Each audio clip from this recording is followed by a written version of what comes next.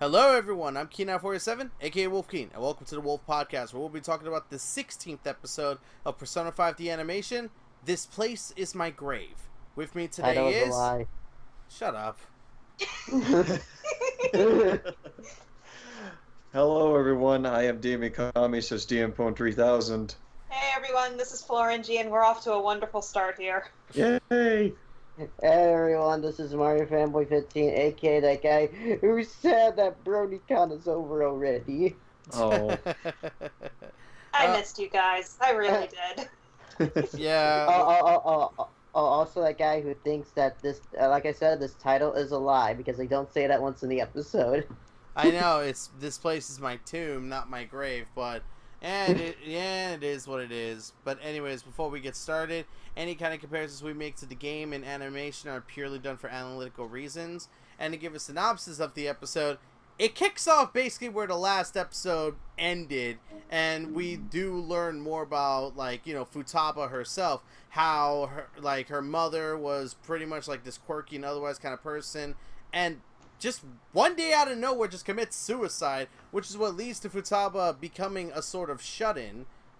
And, you know, they learn that she apparently has she does in fact have a palace, but instead of it being of evil intent, it's done by, as Morgana explains, distorted, like, you know, basically her, like, you know, everything she thinks about and otherwise is distorted because of the event. I mean, that's me trying to paraphrase, but Futaba's story is one of the most complex stories to really follow in the game and animation. And it's the most tragic and the most interesting, I would say, out of all the folks involved. Exactly, and that's kind of why we were making such a big deal. Like, they better not fuck this up. Did they fuck it up? No, I think they played it straight, but let's... Yeah, let's get into our general thoughts before anything else. So, Dean, start us off. And remember, this is episode 16, not 17. Yeah, I know. Wait. I put it at 16. Are we that far already? Yeah. Oh, jeez, alright. Yeah, only... I don't know. Does this really line up in line with when we should be here at this moment in the game? Because normally in a 26-episode anime, this is already past the halfway point. Exactly, but it seems like they're doing Futaba's Palace in 2 episodes. Yeah, because I think the next episode actually goes into that. Yeah, I haven't seen the next episode yet. I'm pretty sure Cole and Zach have, but I haven't. I didn't either. I watched like part of it. So I wouldn't be surprised that's the palace's end, so... Yeah, but anyway, let's talk about this episode. I liked it. I'm glad that the episode, I guess, odd thing to really like about the episode, I'm glad it actually started off with Makoto screaming. That's the very first thing you see. But that was hilarious. I was glad that they actually opened with that one. And the way Futaba just ran away, too. That was hilarious. That was so Futaba, the way that she ran away as well. And then just like Sojiro coming in and just seeing like Makoto just like latching on the Red's leg. Yeah, I wish they had the line where she was like, "Are you two dating?" We're just friends. Nah, but to be honest, I kind of like the way they went anyways, where it was almost like Sojiro was kind of sitting them all down. Yeah, and actually calmly talking with them. No, but I was happy. I mean, you could tell he was visibly angry. Like, you could tell he was actually angry about this entire thing. Well, of course, you had like several kids break into your home. So and disturb your emotionally disturbed stepdaughter. Okay, this is a slight nitpick, but they don't explain why the house wasn't locked in the first place. Oh yeah, they never really explained that because Sojiro just passes it off as him getting old. So yeah. I kind of wish they actually had that because, you know, that would have actually... Because then that would just kind of justify the Phantom Thieves' action other than, oh yeah, this door is randomly open. Cool. Cool. Cool. I guess Japanese Radical. don't have much security systems back in there. But anyways, yeah, what else? Like, Dean, continue. Oh yeah, thoughts on the episode. That's what I was talking about, right? Yeah. I generally like the episode, but I feel that there really isn't much to say about it, honestly. Like, they did show, like, a couple of pictures that were unique from the game. Like, they showed I believe the bloodstained part Yeah, from the that was accident, but that was really about it in terms of, like, anything that I would deem, like, unique from this.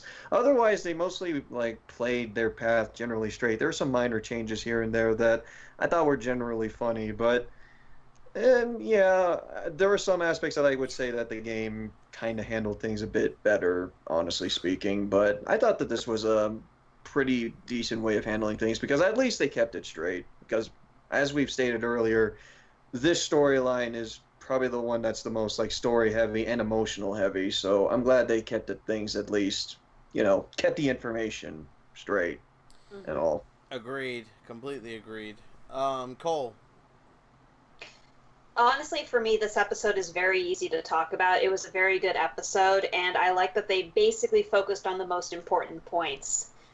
We didn't get to see a whole lot of the palace, but I will say this: I'm really glad that the village got cut because that, for me, is the weakest point of Futaba's entire palace. It was unnecessary. It really is unnecessary. Yeah.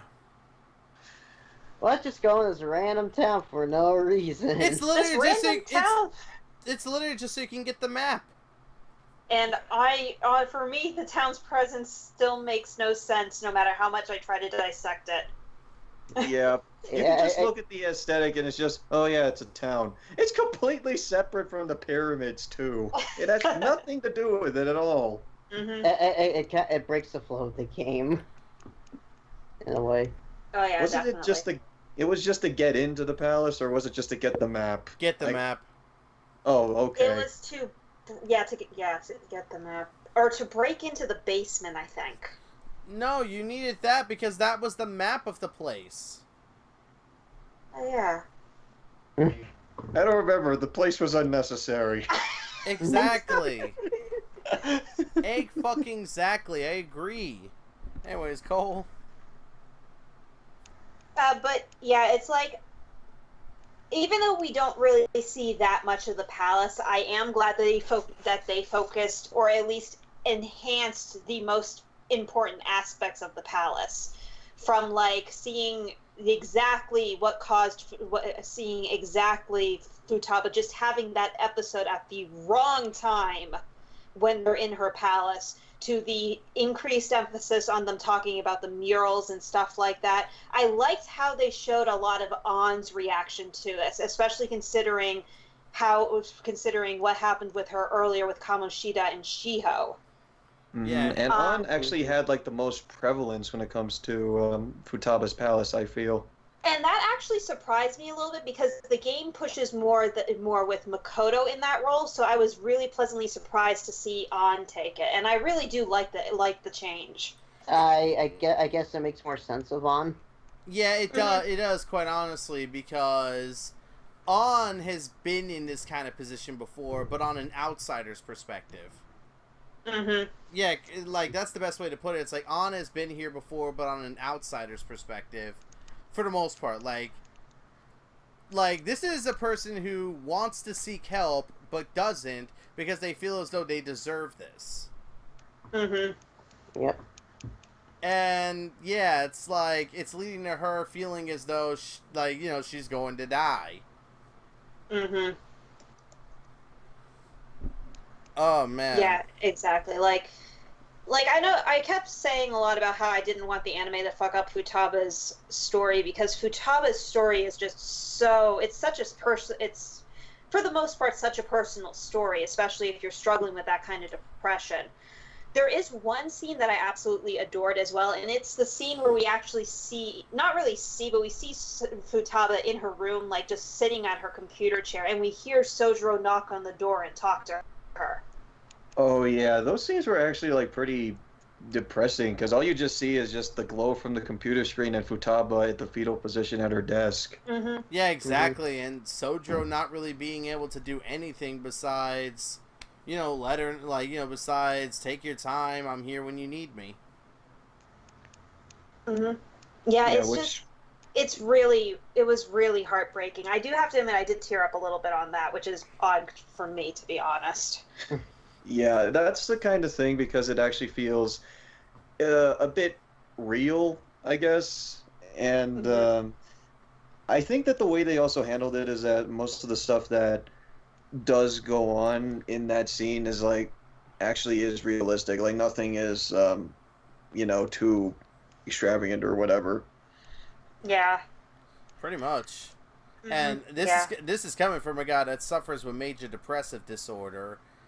Sometimes you just end up in these spouts of depression and otherwise where you feel like all the bad things that have happened or whatever you fully deserve and shit. It's not an easy emotion to deal with, especially for someone like Futaba, who was ingrained in her memory that it was her fault that her mother died. Mm-hmm.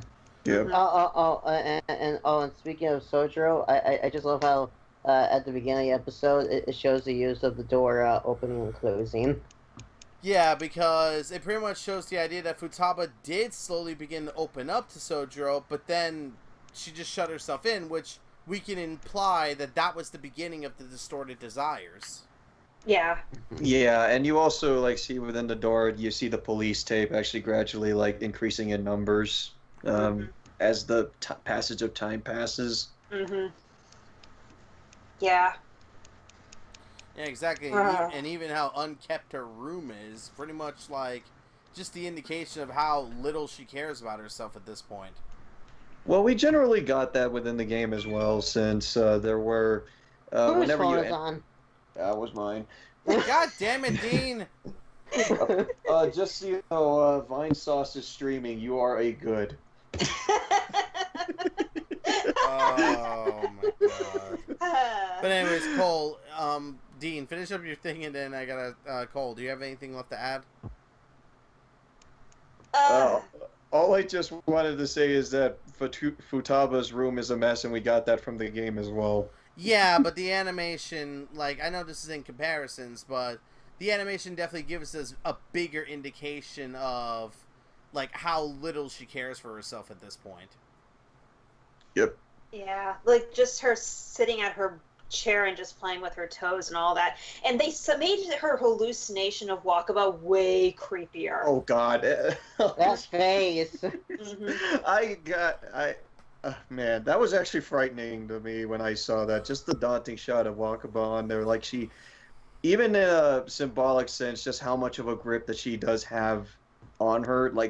The anger that she had kept inside of her. Damn. Mm-hmm. Yeah, it's I know this episode really didn't do anything major different. It just played it as straight as you could, but I think that it really worked to its strength. I can't really say that there's anything in this episode I dislike, minus the fan service scene, which they somehow made even stupider than it is in the game. At least in the game, it had a funny punchline. Oh, we'll go in that over comparisons. Mm-hmm. But beyond that, I can honestly say I really like this episode to pieces. Definitely good job, A1. I can't believe I'm saying that, but good job. When you hit it, you hit it. It's just you miss it more often. Anyways, Zachary, what about you? Well, to go from depressing to happy. So speaking of hitting, yay! Ren hit the ball out of the ballpark. Actually, he didn't hit a home run. He missed it. If you noticed. Well, yeah, but it went over it. Yeah, so technically that's only a hit. That's not a home run. Yeah, I know. But can I just say that Ren's baseball skills are a reflection of this anime's quality? Yeah, it's like he gets a bunch of okay hits, and it finally gets one good one. You hit some and you lose some. Another thing I want to say, when he pretty much hit hit out of the area, I was expecting expecting the episode to cut to someone getting hit by like the baseball or something. Or breaking into a window. Yeah, something like that. It's like, oh. Oh my god. Speaking of other things that was funny and kind of creepy, how about those black guys when they first enter Futaba's palace? I wanted to take a screen, dude. But then again, it led to them doing like the dumbest fucking shuffle in the sand. Fucking Red doing it in his pocket with his hands in his pocket, like. That was the best. And Morgana's just standing there like nothing's wrong, like. You would think that he, of all people, would be in the most pain. But no. I know, right? Because he's a cat. A monster. He's not wearing shoes. Yeah, and his paws, aren't they sensitive or something? They are, Yeah. but nope, he's fine. As soon as he transforms into the car. Yeah, fucking rookies. Oh my god. Yeah, the one time where Ren's Angst glasses actually work. Yeah, it works and makes sense. I also have any episode, so it was just like it's like, hey, you're not poking your nose into anything that doesn't belong, are you? And it's just like, I don't know. It's like, that's a great response. You're not being suspicious at all. And yeah, when I saw that, I'm like, wow, someone's starting to become a bit of a rebel in real life. Another thing I love, I love the very end of the episode. Futaba comes, pretty much jumps out of the closet and does the 3 camera shot thing. 3 camera shots. Just because. I didn't think that was necessary. I didn't either. I think that it could have done itself just fine with just her, like, immediately, like, bursting out of the door saying, come take my heart! Yeah, and then... I think... Sorry, go ahead, Nelson. And then it just looked surprised at her. Yeah. Oh, there's the one... 3 camera shot would have worked if they ended it like how the game was, when he's like, it's not like that. And she's like, oh, and then just walks back into the closet. You know, if they did a 3 camera shot of her just immediately just going back inside the closet, I think that would have worked out A-okay. The one thing I gotta say, though, is like, is that even brought up in the next episode? I think so. From the brief clip that I actually saw, they actually did show her going back inside the closet. Okay, good. Oh, it doesn't work that way. Okay, good. No, they didn't do it the funny way. Okay. It wasn't the funny way. It played it more for drama. Okay, Yeah. okay, good. Like, okay, good. Good to know. I'll at least check that out next episode, but let's keep on this one. Zachary, is there anything else you want to add? Yes, I know something that I didn't know until Cole pointed this out to me. But the scene where Futaba is talking to like Chef Futaba, her hands they keep changing positions on the chair. If you notice, like one shot. What? There are a few animation fuck ups. Like the first time they like the first picture they see, it's actually the picture of the third one that they would normally see in, like, in game, and they also see in the animation as the third one they see. Mm-hmm. Oh, I didn't notice that, actually. I did. Yeah, there's a couple of little odd animation issues in this one. Uh-oh. Poor network connection. Can you guys still hear me? Yeah, we still Yeah. hear you. Okay, because it's saying poor network connection on my end. There were a few odd animation errors that I noticed in this one, like how Futaba's doesn't really seem to be drawn directly onto the background and stuff like that. They're like little things that are just funny when you notice them. Yeah. Mm-hmm. But yeah, this the episode played straight. I thought it was a good episode. It was one of the better episodes that played it straight. So let's. Oh, right. There's one thing I forgot. I don't know why, but I gotta laugh at this when Yusuke pretty much says to Chef Futaba, maybe she's one of those tsundere types. Yeah, well, didn't he say something similar in the game? I think he said that exactly in the game. I'm not entirely certain, though. I don't remember. Well, anyways, to give my thoughts real quick, I do agree on the idea that this episode played it straight, and that's, a good thing because it at least made sure to, like, cover the most important bits of Futaba's story. And the few things that they did add, yeah, they really, helped build up things. Again, the fact that An was the one who drew the closest, relation to Futaba throughout all of this, and even some of the extra images and otherwise we see of the accident itself, it's really cool.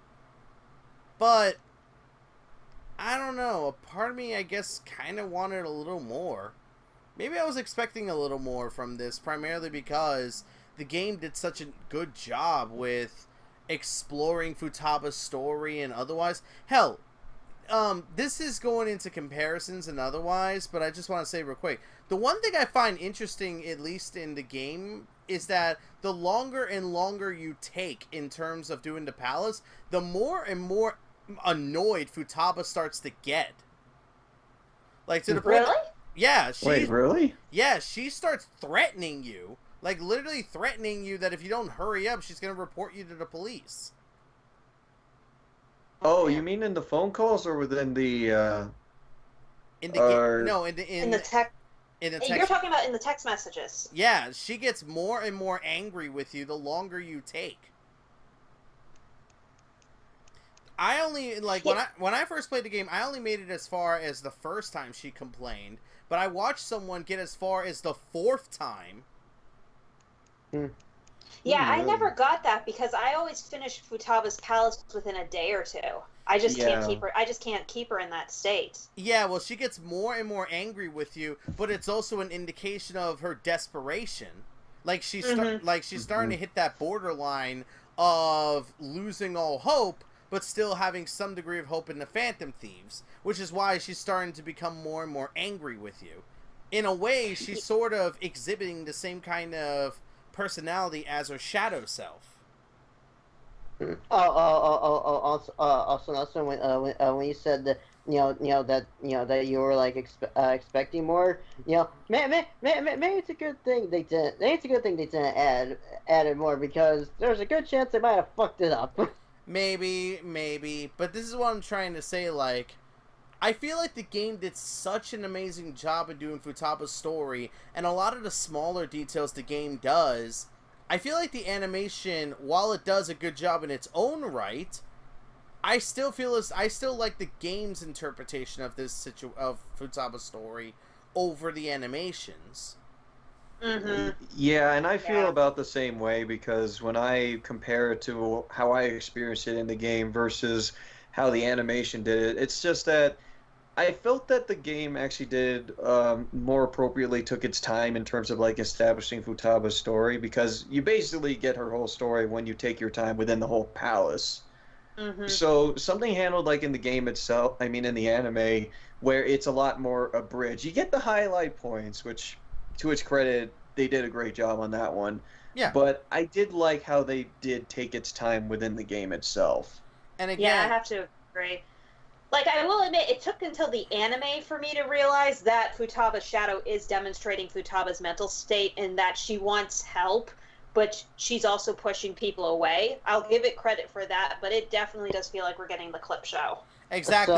So now, are we in the comparison section now? We could probably say we are, but basically that's what I'm trying to say. And the greatest example of this is the text messages that Futaba, as Alibaba, sends them to you. The first time she starts sending the messages, she is annoyed, even to the point that Yusuke literally says, if you can't wait, then report us to the police.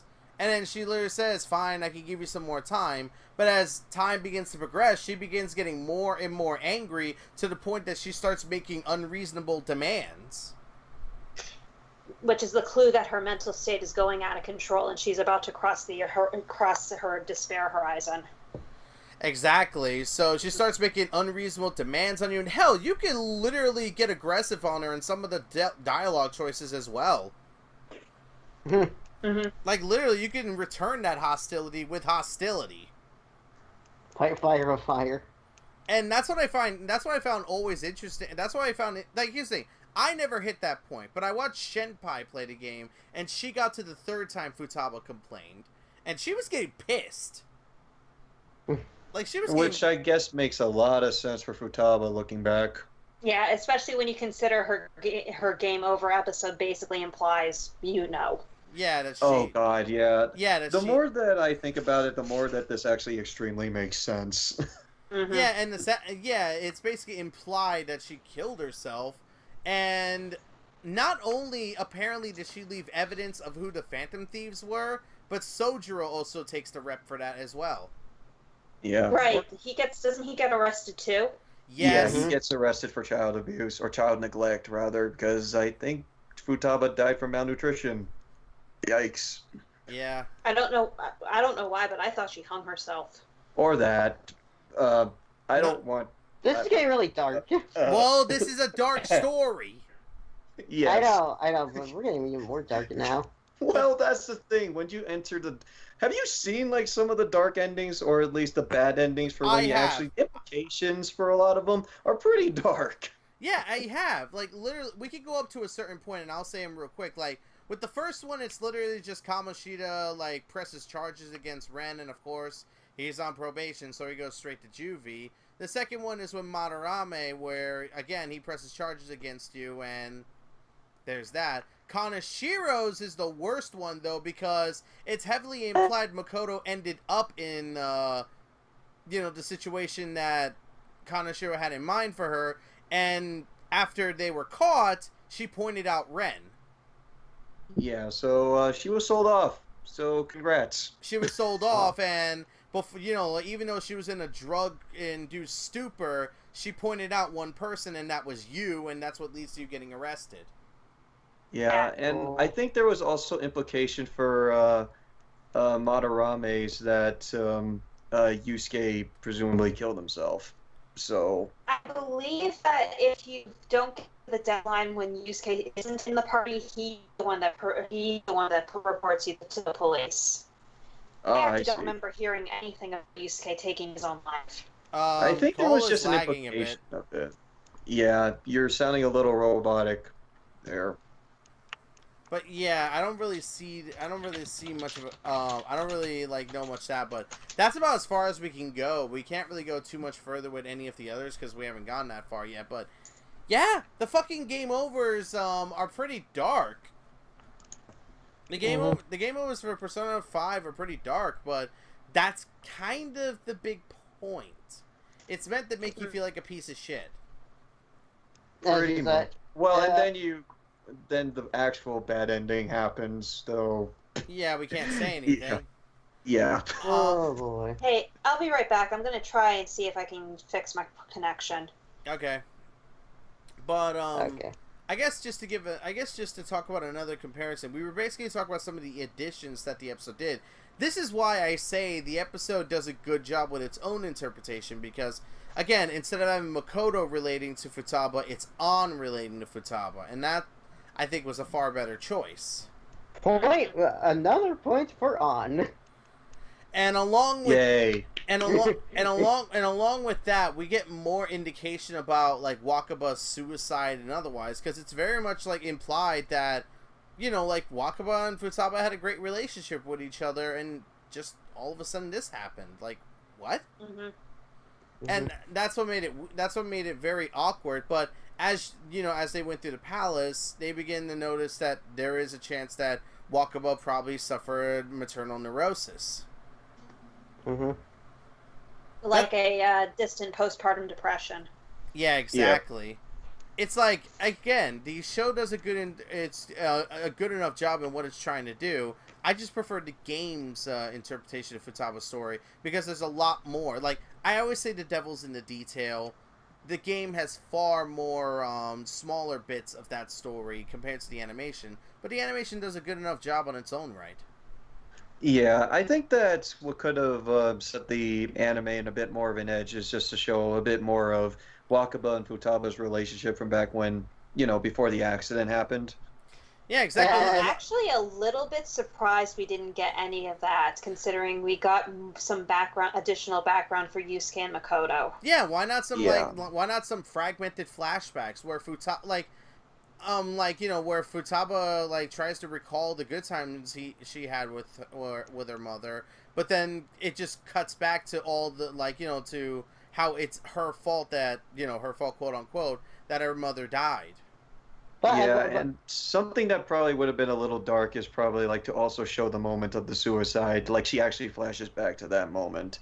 And hell, you could get demented and dark with that too. Like you saw the little like you know, you saw the little like Wakaba The blood behind. splatter. Like, you know, like how, like, you know, with Wakaba where she's like right behind Futaba in the room, like the hallucination.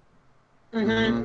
They could totally play with that in these fragmented flashbacks. But no, instead we got fan service. Oh, I don't think it was that bad. I got a chuckle out of it because I love how, like, when, like, the other guys noticed. I love how Yusuke just did, like, the fucking frame thing. I'm like, really? Okay, yeah, I'll concede. And That Ren was was funny. looking- That was funny. I'm like- Yusuke's And Ren was reaction was looking over. hilarious. I'm like, Yeah, really, I thought man? that too. Is now the time? And of course Morgana's just like, ooh. Well, he now got a good look because he couldn't do that in the game because he was the car. That's true. Yeah, because he says, I didn't look Lydiana and say, that's because you couldn't. She's not wrong. Yeah, she's not wrong at all. Oh, she's not. She's not in any kind of way. I mean, also, yeah, they went through the palace pretty quickly, but I'm okay with this kind of idea. I don't think we need to see the full palace because they. Well, one thing I would have liked to see is that I would have loved to see like the little ball puzzle thing where you see all the, you know, the ball things coming down. Oh I think yeah, that we was only it. got a bit of a clip of that. Yeah, Yeah. still frame image. Yeah, but we got the important bits out of the palace, and I feel like that was the most important thing. Honestly. Yeah, I can't remember if there was anything in particular that was of note aside from them actually walking on top of the fallen ball pit. Yeah. They fell underground at the beginning. Did I don't know. they? Oh yeah, because I think it was one of the traps that if you were to follow Futaba, she actually leads you into a trap. Well, you Yeah. kind of have to follow Futaba anyway. Yeah, Pretty much. don't do that because she will trick you. So But Yeah, and you had to climb your way back up. no, that was a Yeah. different thing. That didn't happen to them. Oh, No, I mean within the I was game. talking. No, Yeah, I yeah, mean, like, it didn't happen in the animation. It didn't fall through the floor in the animation. Like, as Yeah, I soon as, know. like, that didn't happen there, but Oh yeah, that's right. They cut that out. yeah, they did. It's like as soon as they were like caught with that boulder trap at the very beginning of the palace, it cuts to them at the batting cages. Which I am okay with. Yeah. To be honest, I'm kind of glad they cut the underground part off and the town parts. Yeah, but yeah, they trimmed the fat with Futaba's palace. They just got rid of all the sort of irrelevant stuff and just kept the stuff that mattered, which is the hieroglyphs that were but shown. beyond that, there really isn't that many comparisons. Yeah, there really isn't any. Okay, I'm gonna say this. There really wasn't any major. Well, I don't think there was any major comparisons. Only minor ones. Yeah, Would the scene of them traveling to the pyramid be considered a major change? Because that was a full-fledged anime cutscene in the original, and now it's been reduced to they moved the fan service somewhere else. not really. I don't know how to consider that into a category, honestly. I don't think that. I don't think that. Yeah, I'd say that's more of a minor one. Yeah, but Yeah. it's silly, honestly. Yeah, I don't think that counts. But that's what I mean. There really isn't that many major differences besides some of the stuff that they've removed. Some of the smaller additions to some of the scenes of Wakaba's suicide. And yeah, that one thing with Sojiro trying to talk to Futaba through the door, but she's not really responding. Also, if I could just say this, the more I think about it, the scene with Ren in the Velvet Room didn't really add anything. Then again, Igor does technically do that sometimes, but Yeah. even still, Yeah. Though I think it could be argued that this foreshadows what happens in the next episode a little bit. Yeah, it does. Because we all know this palace is a little different in terms of circumstances and otherwise. Again, it's a distorted palace being held by someone that isn't inherently evil. Even Morgana says that's an unknown idea. Yeah, like, most people who've played Persona 4 are going to be more familiar with this trend, with Futaba's palace, because it's essentially that concept meshed into Persona 5's established lore. Yeah, the way that the reason why that I personally... Mechanics, either way.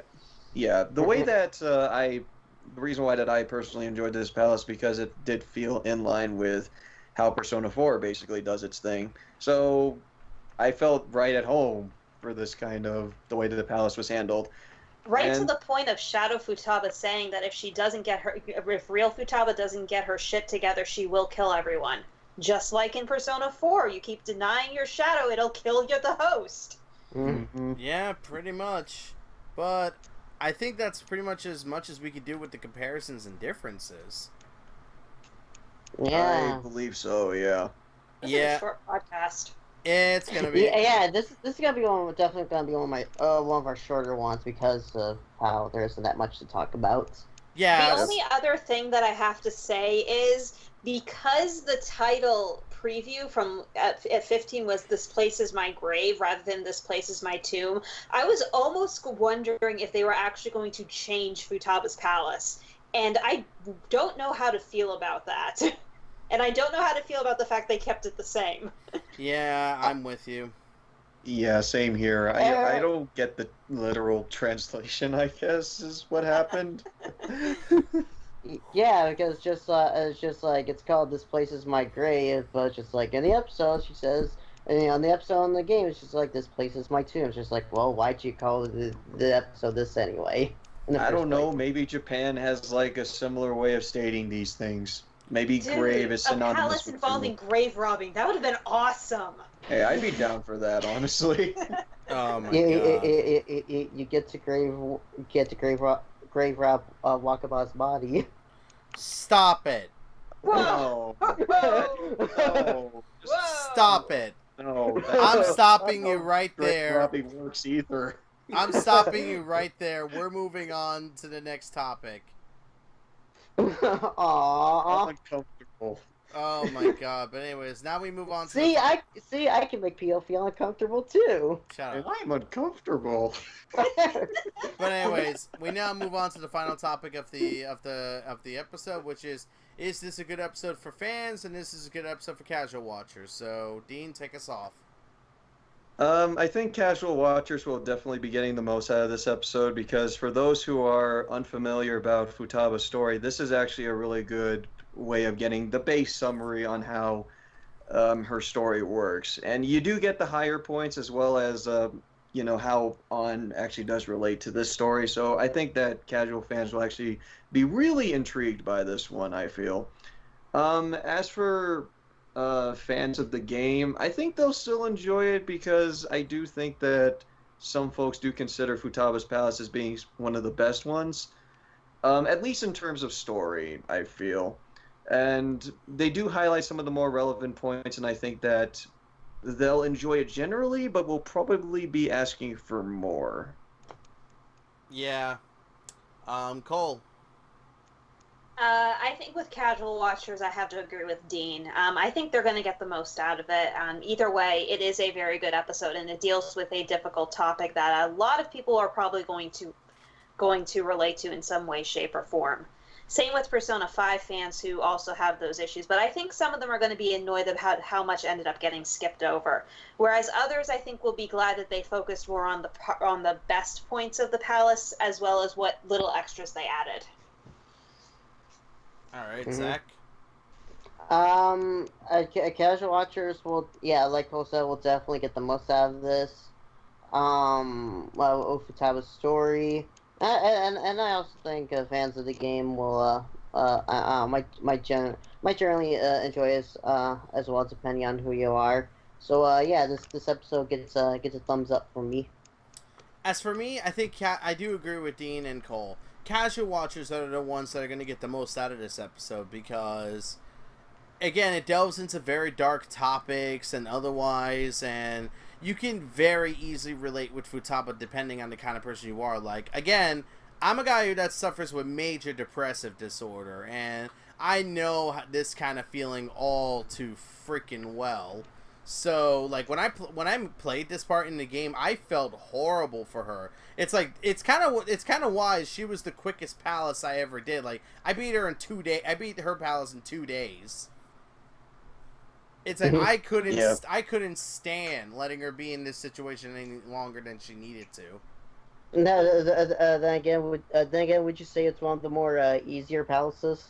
No, because I did game over twice, and you remember that. Anubis is in it. Enough said. Yeah, Anubis is the most, like, at least powerful at that point in the game. Yeah, like, he has no weakness. You were watching me, Zach. Remember, I game over it on the 3rd floor twice. Yeah. You're just like, what the fuck? And that was because I fought fucking Anubis.